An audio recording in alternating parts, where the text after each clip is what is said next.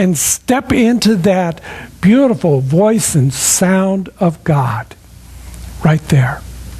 We met this week with some contractors about paving the parking lot, and so that's going to happen too. Now, as I walked in here this morning, I saw our little chart here.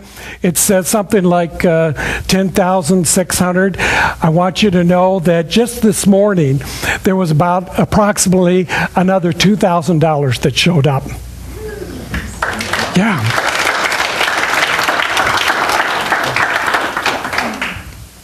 I am so grateful that you have heard the message. I am so grateful that you have, for those of you who have come into our sanctuary, into our space, that have said, this is where I want to be in my spiritual living. This is the center of my spiritual living. This is where I come together to be connected, to be engaged, to be inspired, to be envisioning of knowing what's greater and more magnificent in life. This is how I define what spirit is. This is spirit showing up. It shows up in form, but it is not just the form. It is the energy and the force and the animation and the power behind it that creates this to be everything that we want it to be. And just as soon as we get the next step, the next pavement, the next equipment, the next song, we're going to take it to a new level. There's going to be something greater that's going to come after that, because we cannot stop this. This flight has taken off. You may not have realized that, well, we've been taxiing down the runway for some years now. We are next in line. We are in the flight pattern. We are moving. There is a class that I teach on Thursday night, ecclesiastical training. I have 10 students who are in this class, primarily for the purpose of experiencing what it would be like to move into ministerial training. Now, it's not an official ministerial class as of yet, but I'm working on that. That we can begin to create, to grow, to demonstrate, to manifest, to up-level right within our own congregation the next group of ministers. And not every one of them will become a licensed minister in Center for Spiritual Living, but they will be in life ministering in some way. Tatiana's already doing that in the work that she does at Eisenhower as a chaplain.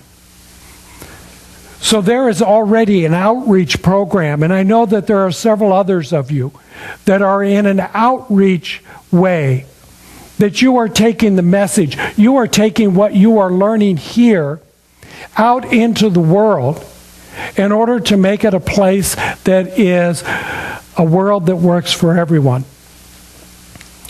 You are in that place where you are taking the philosophy and the teachings of science of mind so that we can begin to transform the consciousness. So consciousness, that's another way in which we try to define spirit, and it's something that you can't really measure. Has everybody ever seen, in any store, a shelf that says, here's consciousness? Here's the latest package. We try to package it. We try to put it in, this is the scripture of consciousness for this. And here's the box of consciousness for them. And here's our consciousness being stored over here in this container. But truly you can't. It's beyond the human finite capability of knowing that. And yet we all have access to it. We could all tap into it at any moment, at any time, in any place. And there are people who have done that. We know that the master teachers have done that. Jesus has done that. Buddha has done that. Muhammad has done that. Many, many others have done that.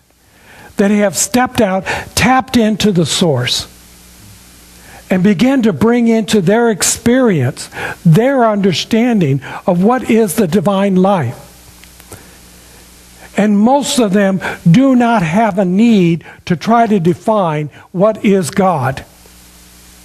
That usually shows up in the devotees and the followers and the disciples and those who come later who are trying to figure out, what was that?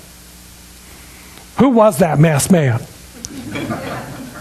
How did he have that power and that information and that knowledge? I want some of that.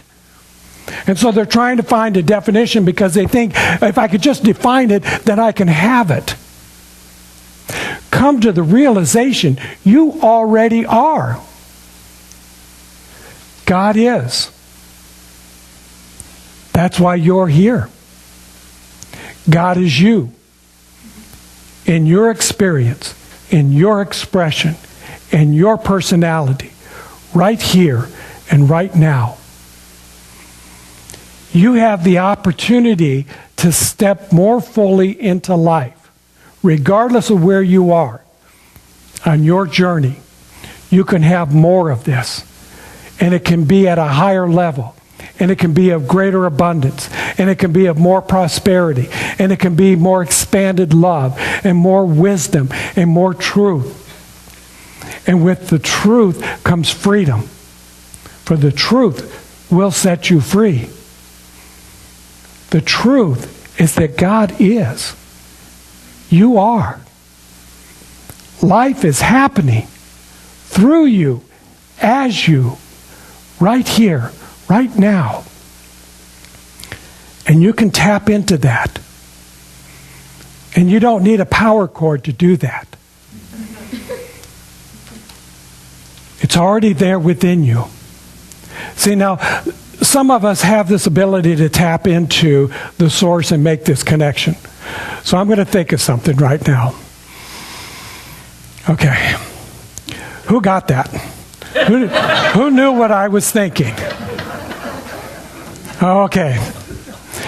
But you can go there if you want to spend your time and energy trying to figure out what I'm thinking. You can tap into that source and you can discover it. Now, here's what I was thinking, because I wrote this down yesterday. I even dated it. It says, Dr. Michael is an intelligent being. Okay. So did any of you get that before I read it? Yeah, okay.